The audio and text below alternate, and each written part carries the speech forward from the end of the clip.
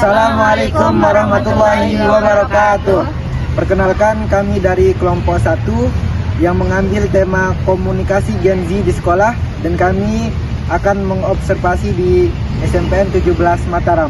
Perkenalkan, saya Kukuh Zainur Rahman. Saya Ismi Darmayani. Saya Nita Kartika. Saya Muhammad Naufal Fazlurias. Gaya komunikasi Gen Z di sekolah itu memiliki beberapa karakteristik yang unik. Mereka lebih suka berbicara secara singkat, efisien, dan visual. Nah, mereka juga terbiasa dengan teknologi dan media sosial, sehingga mereka lebih suka berkomunikasi di platform digital seperti WhatsApp, TikTok, Instagram, dan lain-lain.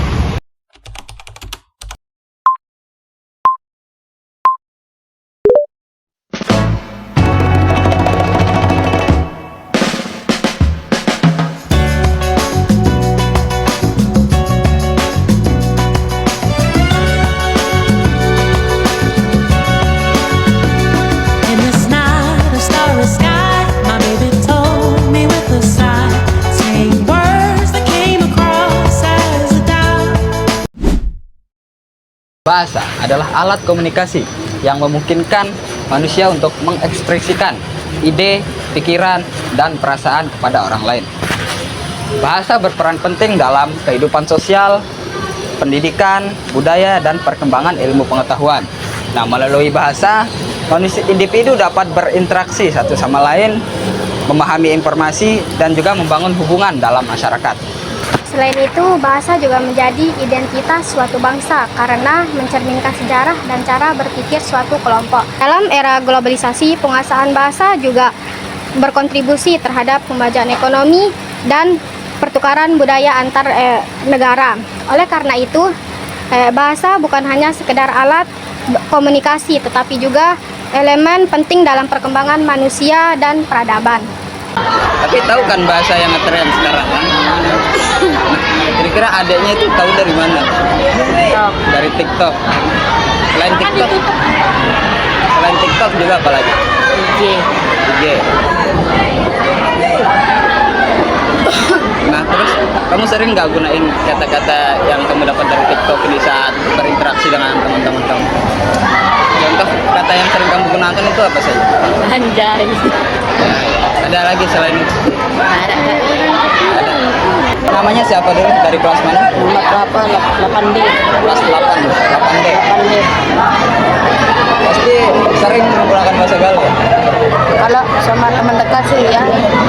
Dari mana kamu tahu bahasa gaul ini? Dari TikTok. Main game juga kan? Kata gaul apa yang sering kamu dengar atau sering kamu ucapkan? Lupa, banyak ada. Ya, salah satu saja sebut. Kayak tadi itu aja, kesenangan bulan. Banyak. Ya. Kira-kira menurut kamu kata gaul ini baik atau buruk? Kalau bagi orang sih buruk. Kalau Bagi orang buruk. Tapi kalau sesama teman udah hal biasa. Perkembangan teknologi telah mengubah gaya menulis Gen Z di sekolah. Karena dengan adanya teknologi, mereka bisa saja menemukan kata-kata baru atau menemukan kata-kata yang unik di media sosial.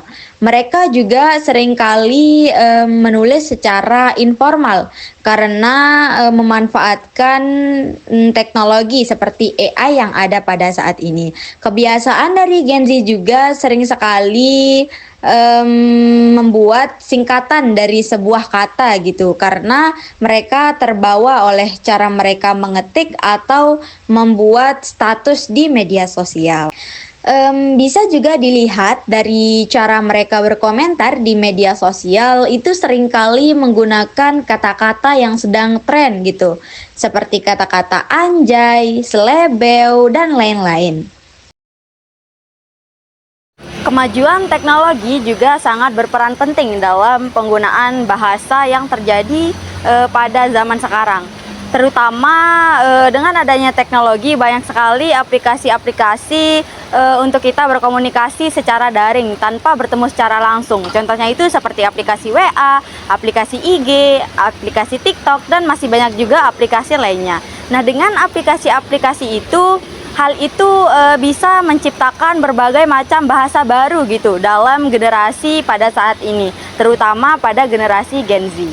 Selain itu juga gaya komunikasi generasi Gen Z terlihat pada media sosial, seperti bagaimana mereka membalas komentar, bagaimana mereka cara menulis membuat cerita di SG dan SW dan lain sebagainya. Teori Vygotsky adalah teori yang dikembangkan oleh seorang ilmuwan yang berasal dari Rusia. Ia mengatakan bahwa gaya komunikasi remaja dipengaruhi oleh interaksi sosial. Hasil wawancara kami di SMK 17 Mataram bahwa memang benar apa yang dikatakan oleh teori Vygotsky. Gaya komunikasi mereka itu dipengaruhi oleh interaksi sosial mereka seperti teman sebaya, orang tua, guru dan lain sebagainya. Mereka hanya sekedar mengikuti tren-tren seperti FOMO, seperti anjay, slebeo dan lain sebagainya itu mereka hanya ikut sekedar tren-tren saja. Selain itu juga gaya komunikasi Gen Z terlihat di tulisan mereka, yaitu cara mereka bersosial media seperti komenan mereka, cara mereka mengupload status dan lain sebagainya memang terbukti. Selain itu juga Vygotsky memperkenalkan konsep zone of proximal development yang merupakan jarak antara apa yang remaja bisa lakukan dengan dirinya sendiri tanpa memerlukan bantuan orang lain dan apa yang anak dapat lakukan dengan bantuan orang lain. Kaitannya dengan hal ini, salah satu metode yang diterapkan oleh Vygotsky adalah scaffolding, yaitu bantuan dari orang lain. Misalkan seorang teman mempengaruhi gaya komunikasi teman sebayanya. Bukan hanya dari teman saja, tetapi dari lingkungan orang tua dan guru juga akan mempengaruhi perkembangan atau gaya komunikasi belajar dari seorang siswa atau remaja. Kesimpulannya, gaya komunikasi Gen Z di sekolah itu sangat dipengaruhi oleh interaksi sosial seperti teknologi digital dan juga media sosial. Karena mereka itu cenderung lebih suka menggunakan kata-kata yang singkat, cepat, dan juga kata-kata yang disingkat gitu, daripada mereka menggunakan percakapan atau teks yang panjang. Selain itu, mereka lebih nyaman menggunakan konten visual seperti video dibandingkan teks biasa.